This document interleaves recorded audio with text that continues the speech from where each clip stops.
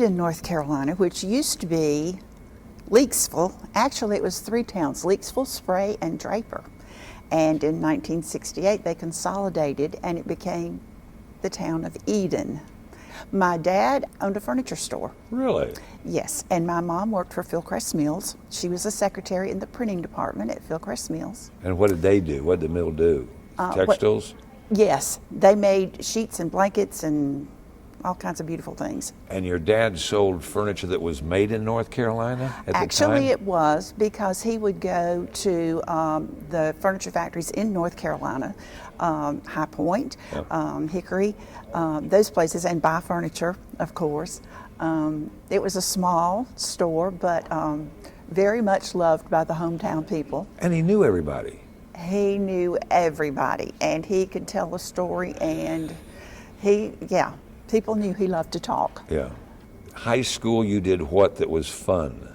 Everything was fun. I enjoyed high school. Of course, I've always been musical and sang in the Glee Club, and that was the most fun because we took all kinds of trips. We had a wonderful, wonderful choir. In high school, I played for church, taught some lessons to kids. It was a good time. When did you realize, or when did your folks realize you had a knack for music, and especially the piano? How early was that? I started taking lessons at 7. Did you like them? Of course, Okay. I loved. Now this is the thing. When I started taking lessons at 7, I took my lessons at 7 o'clock in the morning. Oh my stars. My mom worked, and so she would take me to my lessons before she went to work, and then she would take me to school.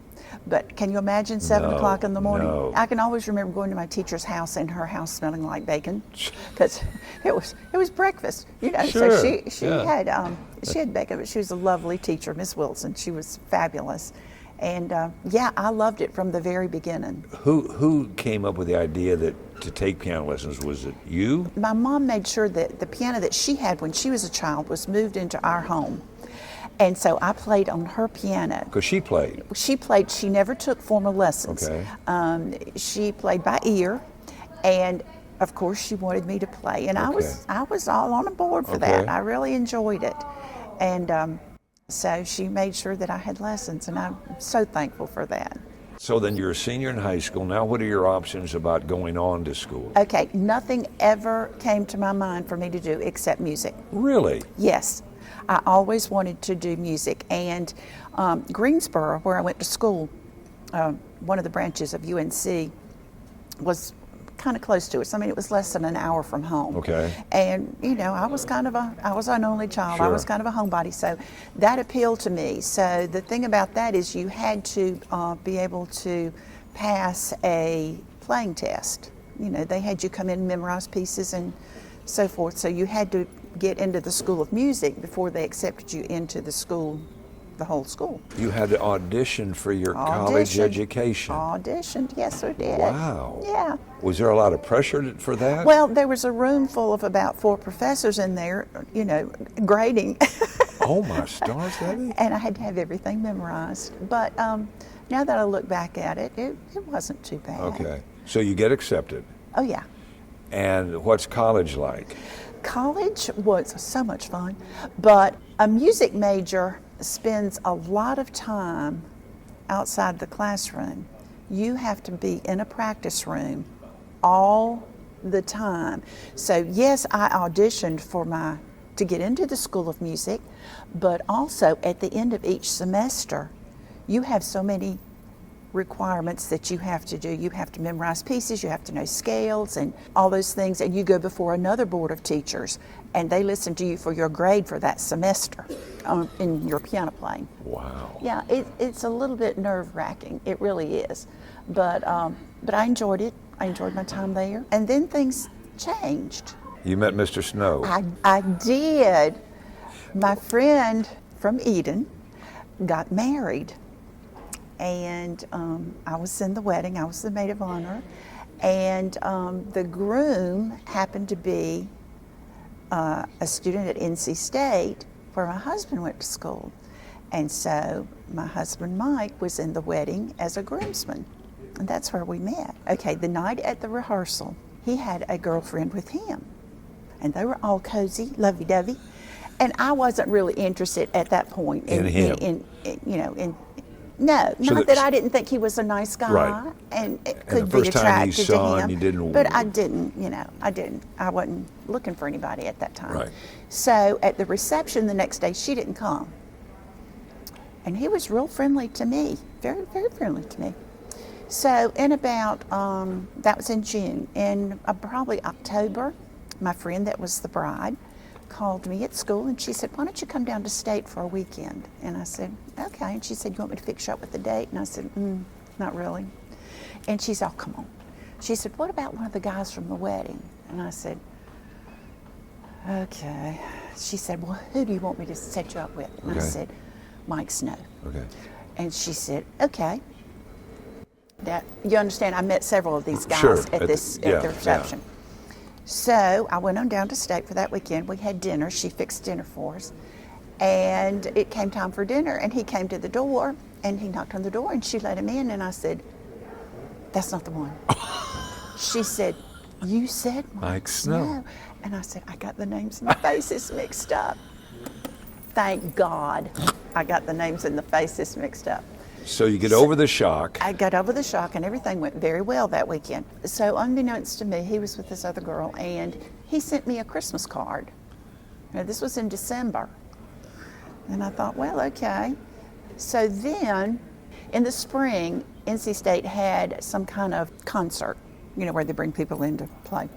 And so he called this girl who had moved to Tennessee with her family. Her dad had transferred, and they had moved to Tennessee. He called her and asked her to come to NC State for the weekend from Tennessee, and she declined. So he called me. The rest is history. We've been married 52 years.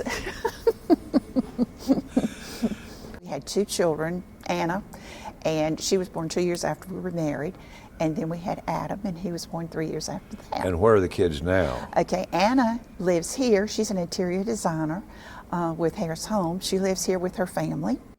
And our son Adam lives in California. Wow.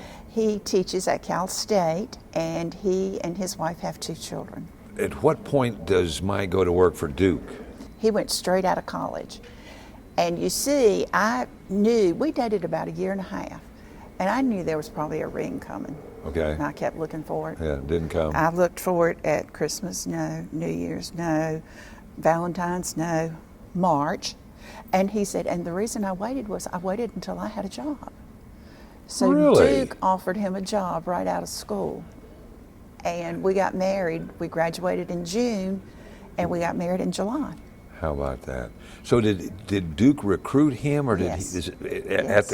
So like they have those job fairs and That's anyway. right. That's right. So what did he first do for Duke? He's an engineer.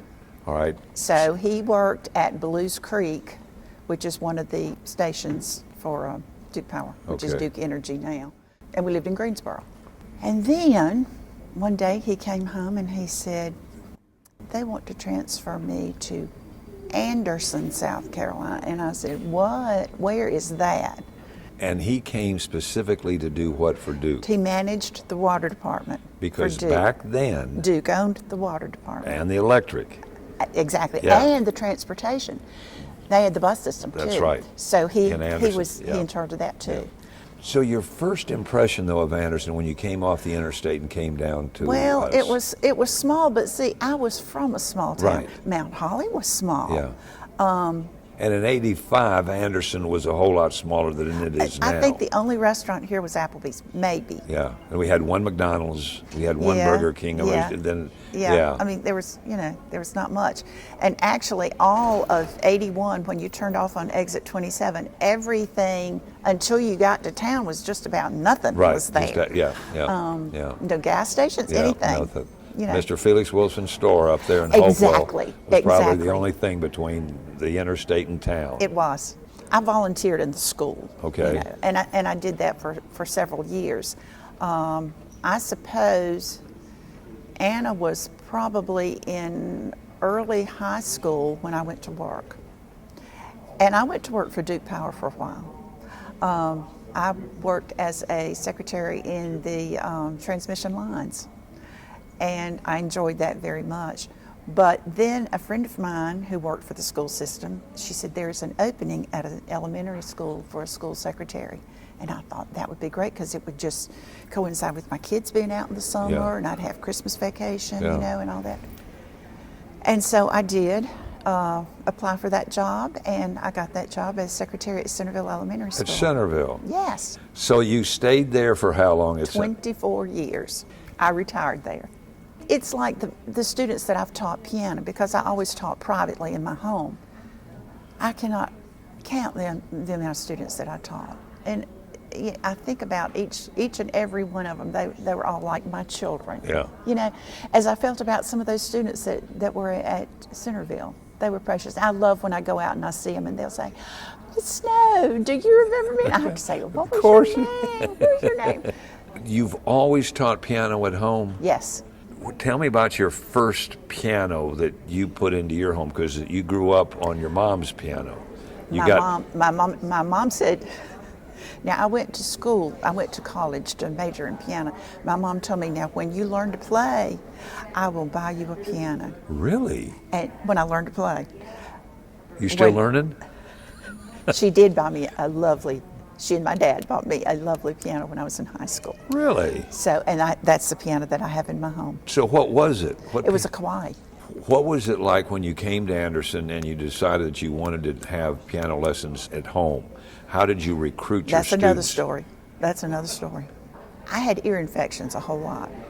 When we lived in Stanley, I had students in Greensboro that I got, by word of mouth. When we moved to Stanley, we bought a home. Who was a piano teacher owned that home. She moved to Wales, England. Good night. She gave me all her students, which at that time was probably about 15 students. You didn't want any more than that, did you? God did that. Yeah. Okay. Then we came to Anderson about the ear infection. I had to go to the doctor. So I went to Medicus and saw Juan Brown. You did not. Yes, I did. And so Juan wanted to know, and we had just moved here, and he wanted to know all about me and what I did. And I told him that I was a piano teacher, but we had just moved here. And he said, "That's amazing. My daughter takes from Annette Epstein, who has done many wonderful things for Anderson. And she was pregnant, and she wasn't really interested at that point in teaching piano." He said, "I'm going to give her your name." She was lovely. She gave me probably 15 students. I mean, God has been so good to us. He has been so good to us. From that, I've just, word of mouth, and I've just always had so many students. And I would work before when I went to work, when I taught when I was a school secretary, I would come home in the afternoon and teach piano. The best age to start is when they're 7 or 8, but I have taught 5-year-olds. But you do a lot of reteaching when you teach a 5-year-old, And I have taught older, I've taught adults, And looking back, is there, and you may not want to name it, but is there a student that just blew you away with what they were able to get from you? Absolutely. Yeah. I had one student who went on to do music at Anderson University. But I had many, many talented students. And then I had those students who wanted to do other things, whose mother wanted them to learn, but they didn't care about practicing. And so, I took it upon myself to tell their parents, this child is going to excel at something, but piano's not their thing. Yeah. So, it happens. So it's fun. It happens. And then I was approached about directing Sweet Adeline's barbershop music, which I had never done before. I had directed choirs before, but I had never done barbershop, which was a learning experience for me, but I enjoyed it very, very much. I was a full-time music director at North Anderson Baptist Church for a while. Did that for, 4 or 5 years, and we did everything from small children to senior adult choirs. And that was a very fulfilling experience for me. Now I fill in as a pianist for any, lots of people that need me. I have recently filled in at Green Pond Baptist Church. So I just like to go and help where I can. How did you get connected to AnMed? I wanted to volunteer. And so I went to see Jan Verbeck at the main campus in volunteer services, and we tried to decide what would be a good fit for me. So I started in women's diagnostics, breast cancer screening, and did that for a while. I enjoyed that, and also worked in the gift shop some at the main campus, and I enjoyed that. One day Jan came in and she said, "Would you be interested in playing the piano at AnMed at the health campus?" And I said, "That's my thing. That's what I would really like to do." And there was already a piano here. There was a piano here, yes, and I said I would be glad to do that. So I now play 2 days a week, an hour at the time, and enjoy it so much. I think people enjoy the calming atmosphere, and they say it's a blessing to them, but I'll tell you right now, I get more blessing from it than they do, for sure. And you're not the only one that plays. There's a little Absolutely group of not. you. They have someone that comes in, I think, every day of the week. Maybe some days there are 2, or maybe 3, but I would encourage anyone that enjoys playing to go see Jan at Volunteer Services. She would love to have you, and it would be so fulfilling to you.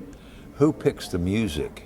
I do, and I try to choose things that fit everybody. I do sacred, contemporary, I do show tunes, I do old songs like from the 40s and the 50s, but everybody likes a variety, I think. They will come by and say, "My mother used to play, this reminds me so much of my mom's playing," or "My wife used to play," or "I wish I could do that." Just all kinds of things, or "It's been such a blessing to me." Yeah.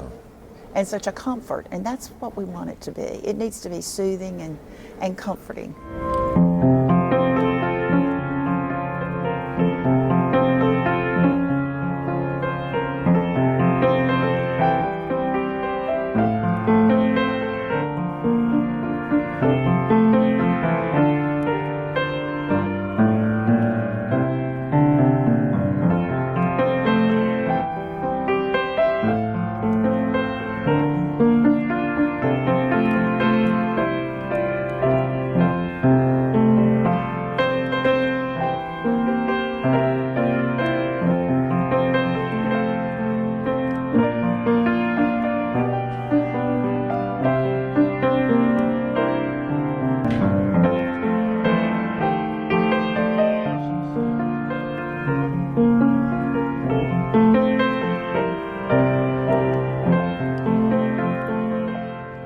Brought to you by the folks at Anderson County.